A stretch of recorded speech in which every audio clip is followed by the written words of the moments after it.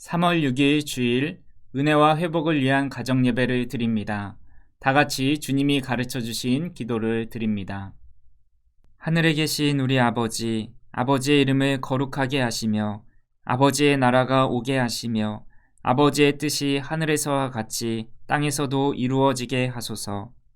오늘 우리에게 일용할 양식을 주시고 우리가 우리에게 잘못한 사람을 용서하여 준 것 같이 우리 죄를 용서하여 주시고 우리를 시험에 빠지지 않게 하시고 악에서 구하소서. 나라와 권능과 영광이 영원히 아버지의 것입니다. 아멘. 찬송가 342장 너 시험을 당해 찬송가 342장을 부릅니다.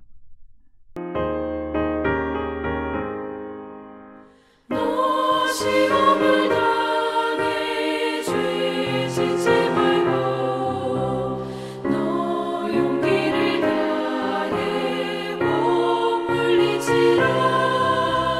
너 시험을 이겨 새 힘을 얻고 주 예수를 믿어 늘 승리하라. 우리 구주의 힘과 그의 위로를 빌라. 주님 내 편에 서서 항상 도우시리. 내 친구를 삼가 잘 선택하고 너를 삼가 늘 조심하라. 너 열심을 다해 늘 충성하고 온 정성을 다해 주 봉사하라. 우리 구주의 힘과 그의 위로를 빌라.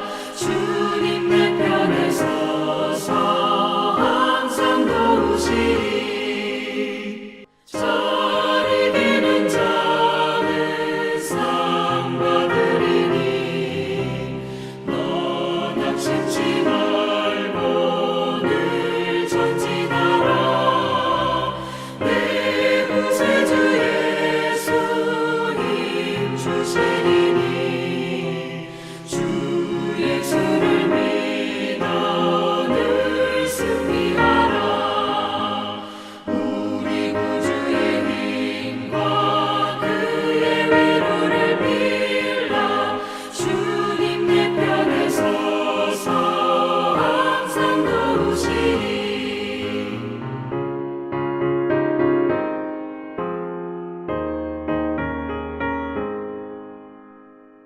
이 시간 우리에게 주시는 하나님의 말씀은 신약성경 누가복음 4장 1절에서부터 13절입니다. 누가복음 4장 1절에서 13절을 한 절씩 교독합니다. 제가 전체를 읽겠습니다. 예수께서 성령의 충만함을 입어 요단 강에서 돌아오사 광야에서 40일 동안 성령에게 이끌리시며 마귀에게 시험을 받으시더라. 이 모든 날에 아무것도 잡수시지 아니하시니 날수가 다함에 줄이신지라. 마귀가 이르되 내가 만일 하나님의 아들이여든 이 돌들에게 명하여 떡이 되게 하라. 예수께서 대답하시되 기록된 바 사람이 떡으로만 살 것이 아니라 하였느니라. 마귀가 또 예수를 이끌고 올라가서 순식간에 천하 만국을 보이며 이르되 이 모든 권위와 그 영광을 내가 내게 주리라. 이것은 내게 넘겨준 것이므로 내가 원하는 자에게 주노라.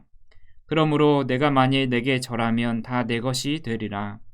예수께서 대답하여 이르시되 기록된 바 주 너의 하나님께 경배하고 다만 그를 섬기라 하였느니라. 또 이끌고 예루살렘으로 가서 성전 꼭대기에 세우고 이르되 내가 만일 하나님의 아들이여든 여기서 뛰어내리라. 기록되었으되 하나님이 너를 위하여 그 사자들을 명하사 너를 지키게 하시리라 하였고 또한 그들이 손으로 너를 받들어 내 발이 돌에 부딪히지 않게 하리라 하였느니라. 예수께서 대답하여 이르시되 주 너의 하나님을 시험하지 말라 하였느니라. 마귀가 모든 시험을 다한 후에 얼마 동안 떠나니라. 아멘. 오늘 본문 말씀은 예수께서 공생애를 시작하시기 전에 마귀에게 시험을 당하신 내용입니다. 예수님께서 받으신 이 세 가지 시험을 살펴보고 예수님께서 우리에게 해주고자 하시는 말씀이 무엇인지 살펴보도록 하겠습니다. 먼저 예수님께서는 물질에 대한 시험을 받습니다. 40일 동안 줄이신 예수님께 마귀가 찾아와서 말합니다.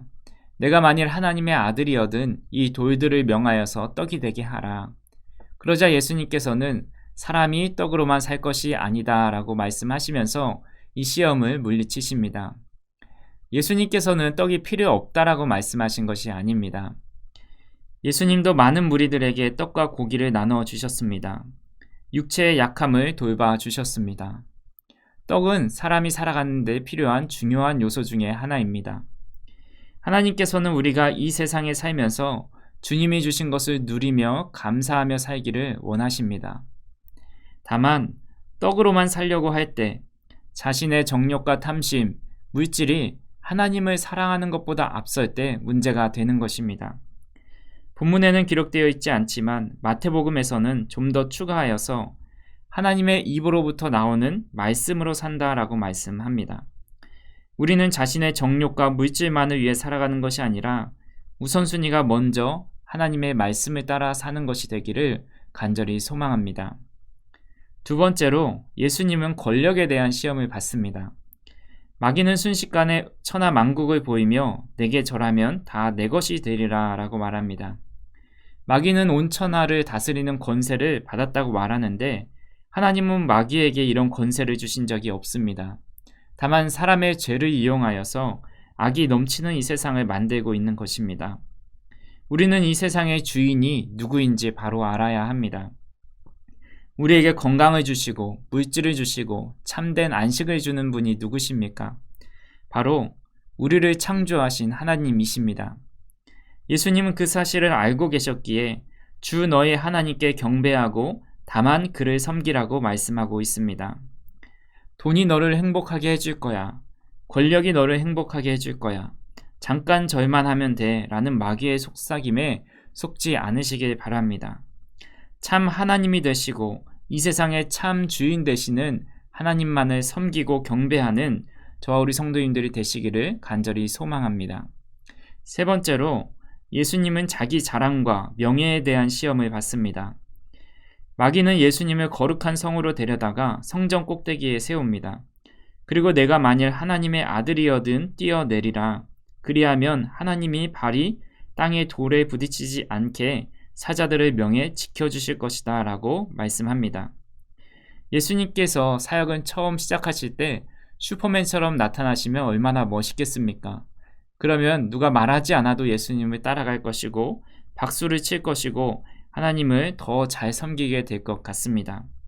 하지만 예수님은 주 너의 하나님을 시험하지 말라고 말씀합니다. 우리도 가끔 하나님의 영광이라고 말하지만 실제로는 나의 영광을 위해 하나님의 능력이 임하기를 원할 때가 있습니다. 이를 염려한 사도 바울은 고린도전서 14장 12절에 영적인 것은 교회의 덕을 세우기 위하여 하라 라고 말씀합니다. 우리는 나 자신이 드러나고 내가 박수받고 영광받는 삶보다는 하나님께 영광 돌리고 교회의 덕을 세울 수 있는 저와 우리 성도님들이 되시기를 간절히 소망합니다. 이 세 가지 시험을 두 단어로 요약하면 십자가의 길이라고 할 수 있습니다. 예수님은 인간의 가장 큰 욕구에 대한 시험을 통과하시면서 십자가의 길을 걸어가고 있음을 보여주고 계십니다. 십자가의 길은 나의 정욕보다는 하나님의 나라를 위해 살아가는 것이고 나의 권력과 권세보다는 하나님의 권세 아래 순종하는 것이고 나의 영광과 인기보다는 하나님의 영광을 높여드리는 삶이라 할 수 있습니다. 그런데 우리는 이런 마귀의 유혹을 스스로 이겨낼 수는 없습니다. 왜냐하면 아담이 뱀의 유혹에 넘어졌기에 그 원죄를 안고 태어난 우리들도 넘어질 수밖에 없기 때문입니다. 그래서 우리는 때때로 어차피 나는 연약한데 나는 죄를 지을 수밖에 없는 존재인데 하면서 적당히 세상을 따르고 또 적당히 하나님을 따를 때가 있습니다. 그런데 예수님께서는 아니야, 너희도 마귀의 유혹과 시험을 이겨낼 수 있어 라고 알려주시기 위해 마귀에게 시험을 당하신 것입니다. 그 비결을 1절에 이렇게 말씀하고 있습니다. 예수께서 성령의 충만함을 입어 요단 강에서 돌아오사 광야에서 40일 동안 성령에게 이끌리시며 예수께서는 세례 요한에게 세례를 받으실 때 하늘에서 성령이 비둘기같이 임합니다. 성령의 충만함을 가지고 광야로 가셔서 계속해서 성령님과 동행하십니다. 그리고 마귀의 시험에 말씀으로 물리치십니다. 이것이 마귀의 시험에서 또 나 자신과의 욕심과 정욕을 따라 사는 삶이 아닌 십자가의 길을 걸어갈 수 있는 비결입니다. 오늘도 승리하신 예수 그리스도를 붙잡고 성령 충만과 또 말씀으로 십자가의 길을 걸어갈 수 있는 저와 우리 성도님들이 되시기를 간절히 소망합니다. 다 같이 기도하겠습니다. 성령의 충만함과 말씀을 가지고 십자가의 길을 걷게 하옵소서. 기도하겠습니다.